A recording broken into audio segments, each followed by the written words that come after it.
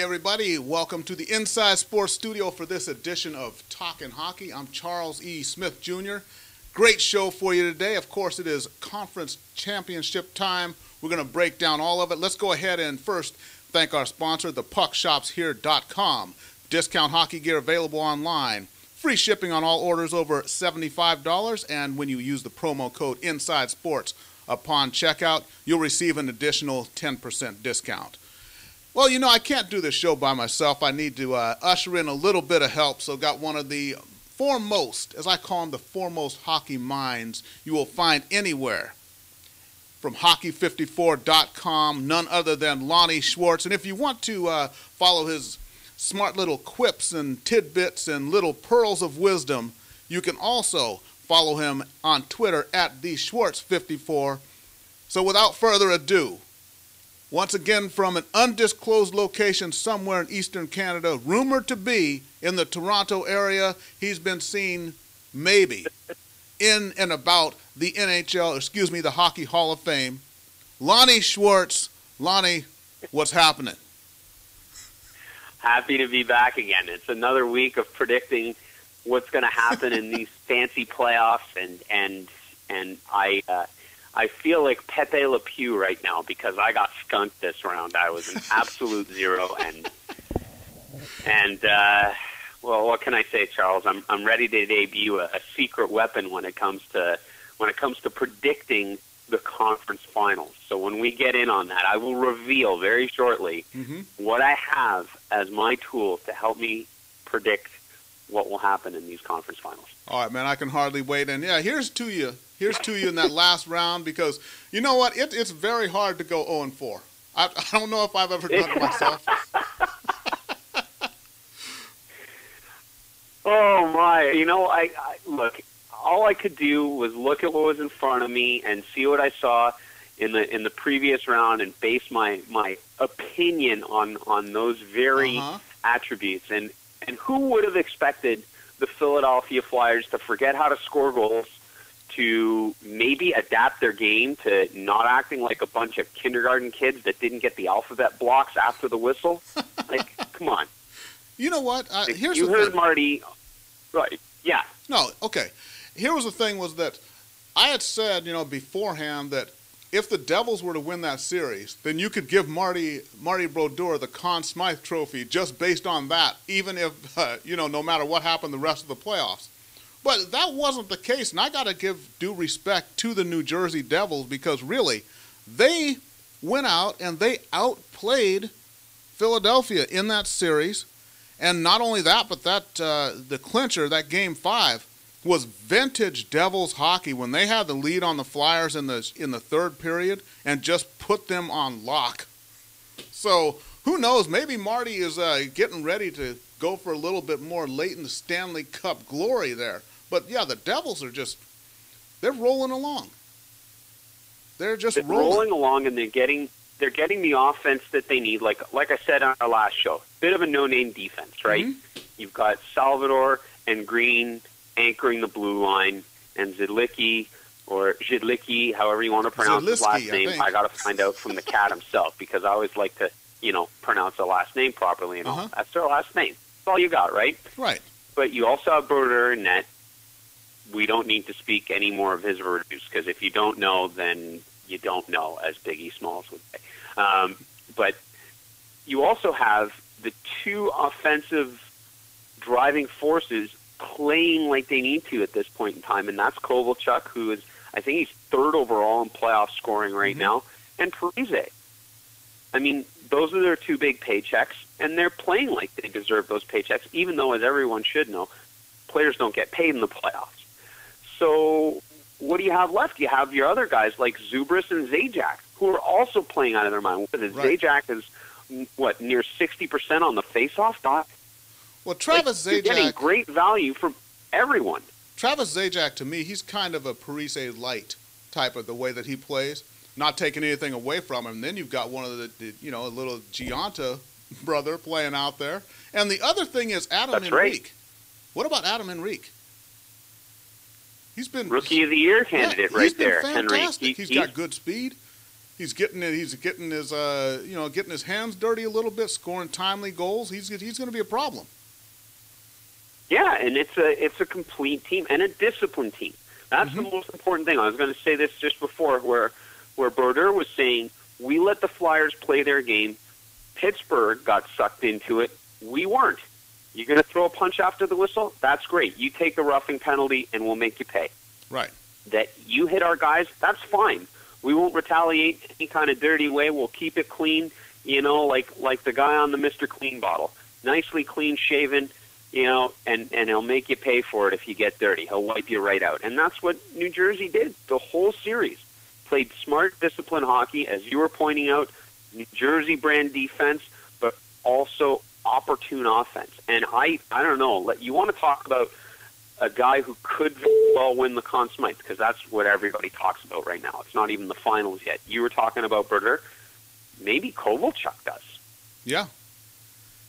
Maybe Kovalchuk, if New Jersey moves on to the next round, to the Stanley Cup final, maybe Kovalchuk is their Conn Smythe candidate, because that's how he's playing. He's playing great hockey. I don't seen a guy who's flipped so nicely into a system like this. It's a beautiful thing to see. Yeah, definitely. It really, really is. And like you say, it did take timely goals. Right, it took him a season.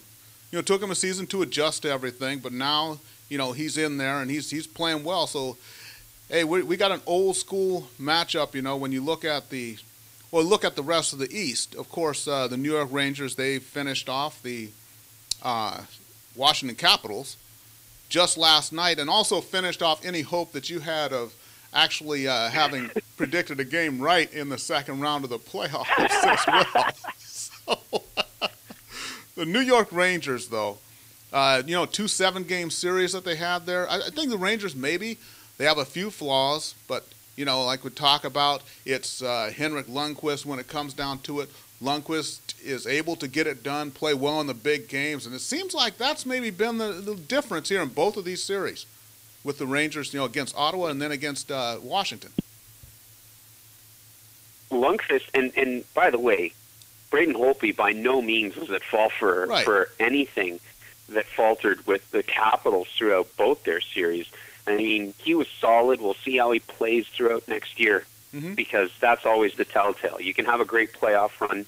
You could have a good tail end of a season. It's when you play a full season that you get a better gauge of how you are as a goaltender in the National Hockey League. But the fact remains is New Jersey, because New York, their star players are playing like star players right now. Gaborik has bumped his totals up to 10 points. Brad Richards, he has been the Brad Richards of the Tampa Bay Stanley Cup run, where he won the Conn Smythe. Yeah. And what did we talk about at the very beginning? That synergy between him and Tortorella can translate really well. And it, pertaining to last night, where Del Zotto picks up a brutal giveaway. And I don't want to pick on him because I hate picking on him, but Ovechkin was just one of the many players yesterday in Washington that couldn't figure out how to make a tape-to-tape pass. And Ovechkin coughs up the puck, and what happens? Del Zotto comes charging down the ice and snipes one right inside the bar on the blocker side of Holtby, and there's your game winner. So, Del Zotto became a factor, showing that offensive spark that I said he could provide, because that's pretty much the only offensive defense. Well, I shouldn't say that. Mark Stahl came out pretty gunning for this round too. He's scored some key goals, but let me ask you something. Del Zotto. Yes. Let me ask you something now, and this is something I heard. I'm not going to make like it's an original thought. I'm going to give props to one of my buddies there on Puck Podcast, but he had said that looking at the Rangers playing, he said that John Tortorella has actually become the new Jacques Lemaire. Did you see that kind of a play from the Rangers, where it's just kind of a, not overly exciting but effective style of play? Have the Rangers gone to that sort of a thing? I'm not sure I would go so far as to say that, because it's not as if they were playing a trap, like a true trap system. Right. But I think what it is a combination of key shot blocking and sound defense, and you get opportune offensive plays. That's not necessarily just Jacques Lemaire. I would go so far as to say that's simple hockey that's effective means to win a game. And Well, that's generally, you don't need a done, complicated system to win. right. What has he done is I think he's cut the freelancing out of their game. And that's what you saw a lot with the Rangers. Last season, a little bit, the first half or three-quarters of this season. You had guys freelancing and doing things that really we teach kids not to do in Pee Wee hockey. Honestly, I hate to insult them like that, but that's the way it was. No, I can't.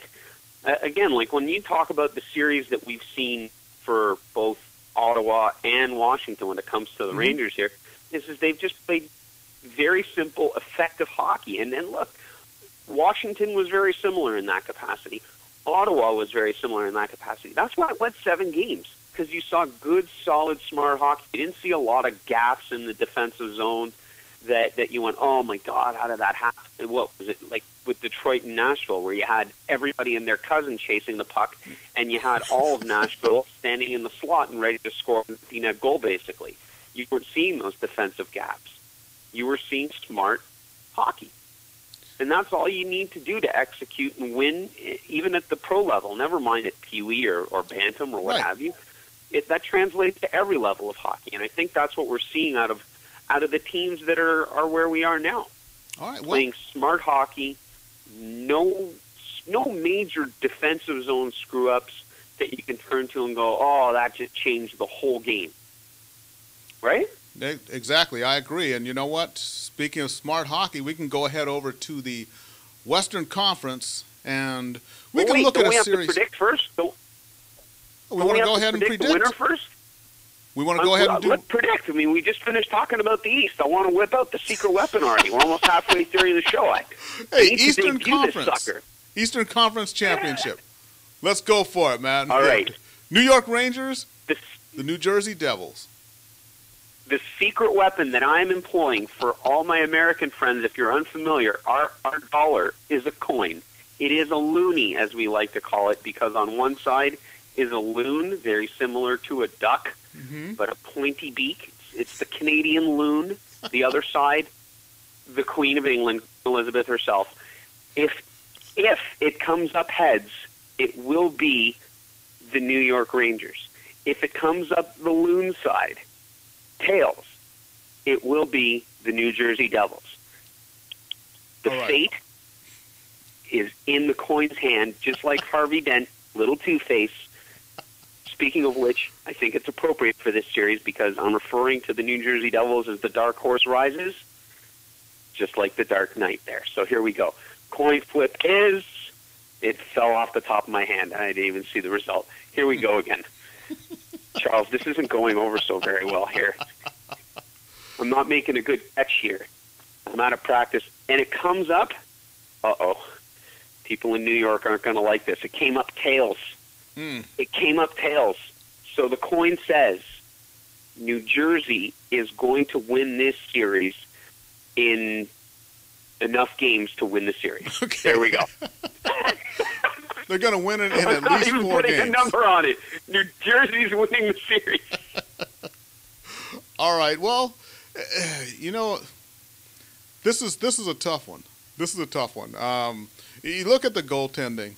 Obviously, you start with it from the net and work your way out. Brodeur against Lundqvist, and going back to Brodeur against Mike Richter. He's the one, look at Marty Brodeur all these years later, and he's the one who bridges that gap and takes us back to old school with the Devils and the Rangers. 1995, Game 7, conference final, and it's Stefan Matteau putting the puck past Brodeur in overtime. So, this year, I got to look at it this way. Look, with the Rangers, 2 7-game series they've gone through now.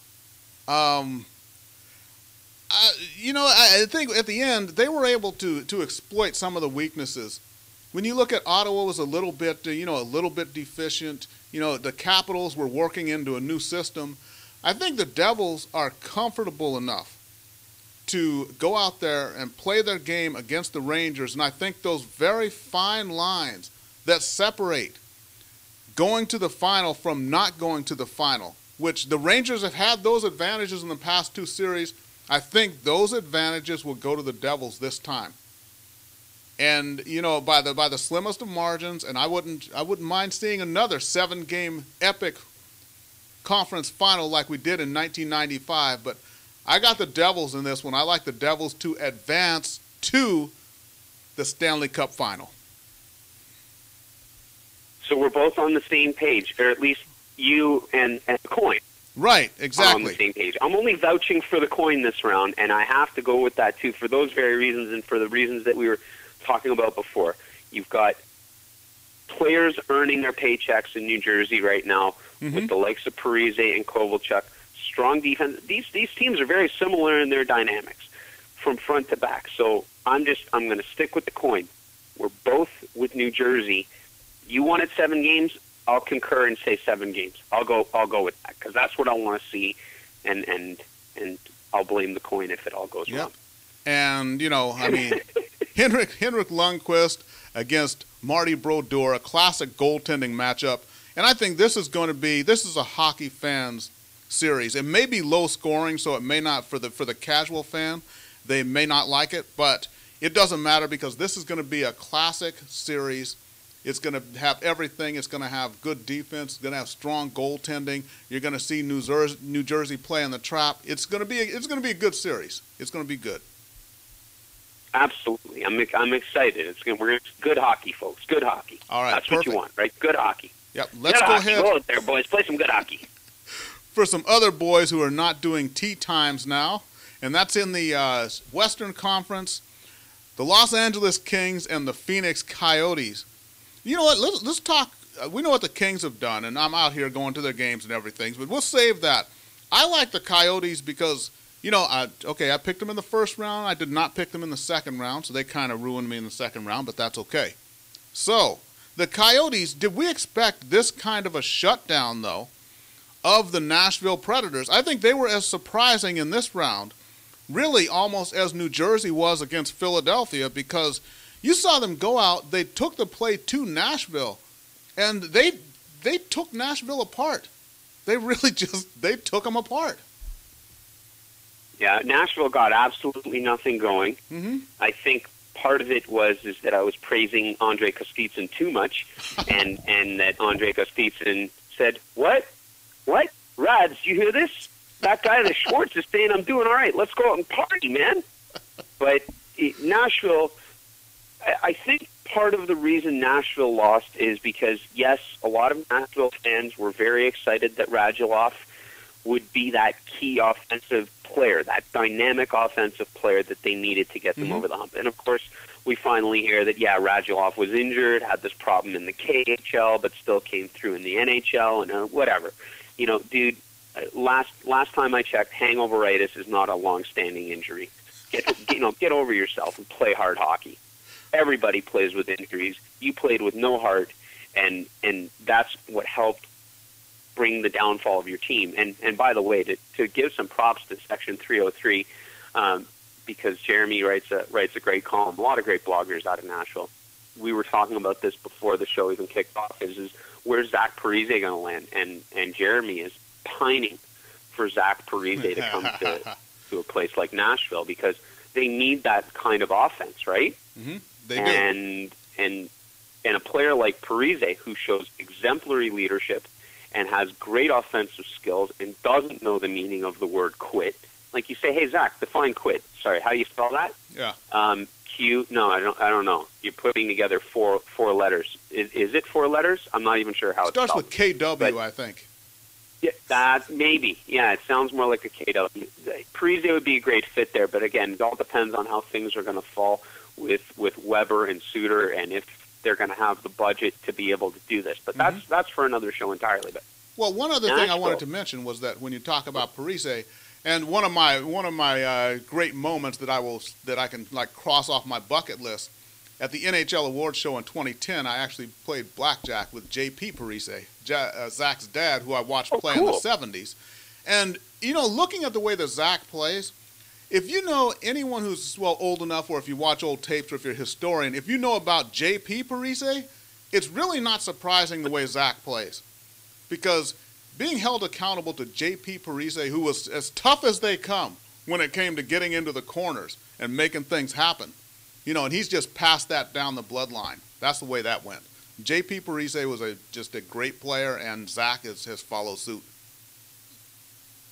Well, it's good that the genes passed on because you got a great hockey player there. So any team that manages to land Parise, whether he stays in New Jersey or finds a new home somewhere else, that's going to be one lucky hockey team because he's a heck of a player. But Nashville, like I was saying against Phoenix, it's almost as if Nashville defeated themselves because they generated no real offense, and like Phoenix played what they needed to play in order to beat Nashville. They played sound defense, had some good scoring opportunities, and of course it boiled right back down to Mike Smith again, who was solid when he needed to be.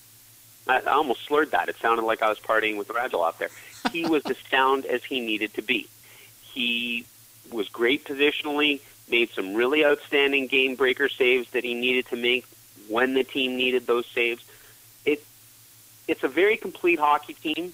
It's sort of like a workman-like attitude that you get from a team like Nashville, but you have that in Phoenix. You have a lot of scoring by committee. It's pretty even throughout.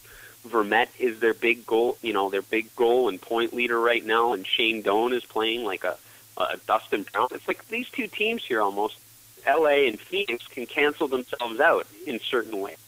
Do you give a slight edge in goaltending to Jonathan Quick? Probably, but it's the slightest because of the way Smith played throughout the playoffs and throughout the last stretch of the regular season. I think we need to keep pointing back to that because he had, a 3-game shutout streak towards the end of the season? He got hot at like Kurt Hennig time. It was perfect. Hey, you know what? Well, as we kind of wind down, we got about 8 minutes left. Let's talk about when we talk about the Kings, we look at this. They took down the number 1 seed in 5 games. They take down the number 2 seed in 4 games. In fact, I'm going to tell you just to give you some idea of how unexpected this conference final was between the Kings and the Coyotes. Here is the ad copy when NBC Sports does their promo for the game upcoming this afternoon. Here's what they came up with. It says, Coyotes' defense has been impenetrable, but the Kings have also been dominant. Now, is that just adrenaline-pinching stuff or what? Doesn't it make you just want to get down in front of that TV set and just get on the edge of your seat and oh boy, oh boy, oh boy, oh boy? Well, they did a great job of selling the series. What? I'm excited for this series too. It's a great conference final on both sides. You have a team that wasn't expected to do anything in the playoffs, and yet here comes Los Angeles with great leadership from Brown. Anze Kopitar, 3 goals, but 7 assists. Dude's a +8. Like, he's playing great. You've got Drew Doughty, who throughout the regular season people were doubting his value, and as I have pointed out in the past, don't doubt the Doughty. You just don't. Plain and simple. Right? There you go, man. He's a good kid, timely offense, making some great plays. Like, he's creating opportunities for his team to win, too. And then I think maybe, as some people have pointed out, and I tend to sort of jump on this bandwagon, too, is maybe one of the unsungs is Willie Mitchell, who is one of the ice time leaders just behind Doughty. He's 40 seconds behind Doughty in terms of ice time.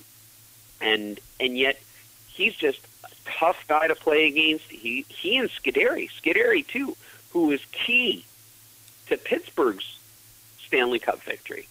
You got a couple of really physical shutdown guys that can complement a playmaker and goal scorer in Doughty, which is amazing to have on your blue line. And then who do you have in net? You have a guy who could win the Vezina this year. Correct. So what can you say about this Los Angeles team other than, wow, all the ingredients came together. They came together late, but it's still a tasty cake. It's got royal icing on it. Right, and it's about, well, I always say when you look at teams, there's one thing to play through the regular season, but I think more emphasis just needs to be placed all around on the last month of the season, the last 3 weeks to month of the season. See, because it's a process. To me, the regular season is a process of bringing your team together, having them gel, having them playing the right system, having them play their best hockey, when it really matters. So you're starting, you're going along, and you're getting just better and better at these little different things. And then by the end of the season, that is when your tasty cake should be baked and ready to be frosted, is at the end. So that's what, you look at the way the Kings played down the stretch. They were playing some good hockey coming in. But, what everyone wants to know from you, Lonnie, is you picked against the Kings in the first round. You picked against the Kings in the second round. Homeboy, this is the third round. Are you on board? Now, am I on board? Yes, I am. But the question is the coin on board? And because the queen is royalty and the loon is a wild animal, the loon will represent the Phoenix Coyotes, the queen will represent the Kings. Let's see what the coin says. Oh, boy. The coin hath spoken. Royalty shall be crowned in the West. The Los Angeles Kings will win this series according to the coin, and by all logic, the Los Angeles Kings should win this series. I agree with the coin on this one. So it looks like we're going to have an LA-New Jersey final. The Swamp meets the Pacific in the Stanley Cup final. How do you like that? Hey, you know what? And I'll just back up the coin with just some cold hard facts here. And again, starting from the net out, let's just say, okay, if Jonathan Quick and Mike Smith are each other's equal, that's fine. Then you look at the defensive core, which the defensive core I'd still give a little edge to the Kings overall, but I think the shot blocking ability of the Phoenix Coyotes may even that out a little bit. But here's what it comes down to when you get to the front line and you look at center ice. We all know that's where everything starts. Starts with that face-off, and that's how, you break the puck out of the zone. Everything starts at center ice. So I will take a top 3 center listing of Anze Kopitar, Mike Richards, and Jarrett Stoll over Antoine Vermette, Damon Langkow, and Boyd Gordon. And I think that's where ultimately it's going to be the difference is unless the Kings get frustrated with all that shot blocking that the Coyotes do and, they start, that F word, freelancing, I think the Kings are going to take this series. And honestly, there'll be some tense moments, but I like the Kings to take this thing in 5 games. 5 games. Wow. 5 over the games. Coyotes. Yes, all due respect for the Coyotes. Bold. Not saying the Coyotes are bad. I'm saying I think this Kings team is that good. And by the way, when I talk about that freelancing thing, I'm going to get a personal message to Drew Doughty just so he knows that I may or may not have been exactly referring to him. But I've seen him get frustrated at times, and he's one of the keys there on the back line for the Kings to just stay the course and play the system. And I think the Kings bring this one home. We got a Stanley Cup final, LA Kings, for the first time since 1993. Against the New Jersey Devils. Yes, against the New Jersey Devils. We've got the I've got the Kings against the Devils, and we'll break that down if and when it happens. But yeah, that's who I like. The coin hath spoken. It is now my personal assistant throughout the rest of these Stanley Cup playoffs. And it looks like all our brains and coins are all in line here because I kind of like how the coin operated there. And LA, I just think, just to touch on what you were just saying, I think they just have all the right tools. And shot blocking or not, I think part of what LA does really, really well is they go to the net hard. I mean, they've got a guy like Mike Richards who will get his nose shoved in a pile of dirt and he'll love it. And that's a great aspect of his game. He's as rough as the roughest sandpaper, makes some great plays with his buddy Carter. And Anze Kopitar is a dynamic player as there ever could be in LA. And he's doing what it takes too. And then what is it? The incomparable captain in Dustin Brown, who's done everything, which, by the way, I have to say, since our last show, I think Ray Ferraro should give me a little phone call and give me some props because he said everything I said last week. Called him a wrecking ball and the way he was playing. I think he was listening to the show. So, Ray, if you are floating around there, buddy, give the Schwartz the props that he deserves here, because I think verbatim, if we were to take a transcript of our last show and to what he was saying about Dustin Brown, I think the court might agree that it's my intellectual property. Yeah, you know what? That's something we can discuss off the air, but I noticed some similarities there myself. I'll just say that. So you know what? It's just about time to go ahead and get out of here and get our hot wings and everything, and get ready for the game coming on tonight, Game 1 with the Phoenix Coyotes in Phoenix, which I think there's going to be a large contingent of Kings fans there. I know a lot of people who have made the trek out there to Phoenix. It's only a little over 300 miles to get there. So, and you know, one of the things I heard was from the Kings fans, let's go out there and black out their whiteout. So don't be surprised if there's pockets of darkness in that whiteout crowd in Phoenix. Oh, I like that. Pockets of darkness. Pockets in of a darkness. sea of white. Yes. Yes. Could you imagine that voiceover right there? You know, opening up tonight, there will be pockets of darkness in a sea of white. You know, I think as I the could LA see Kings fans invade the jobbing.com arena. I think Mike Emmerich might use that. I could see him doing that. And there are pockets of darkness all about the stadium. Yeah, okay. So, what's going on? I think that's a great line right there. I like that. Pockets of darkness in a sea of white. You heard it here first on Talkin Hockey. There we go. All right, so what's going on at hockey54.com? I know you got the beard contest going. What's the latest goings on over there, man? The latest goings on are the same goings on, just the great interviews you find. The Beardo 54 contest is up and running, so if you're growing yourself a playoff beard, it's not too late to post up pictures of what you got on your facial hair going, and you could win some prizes. And that's the deal, man. It's pretty straightforward. You know, whatever else is going on Hockey 54 is what's going on right here. Me taking part in this great show you've got going on, which I am very, very grateful to be a part of. So that's what's happening, man.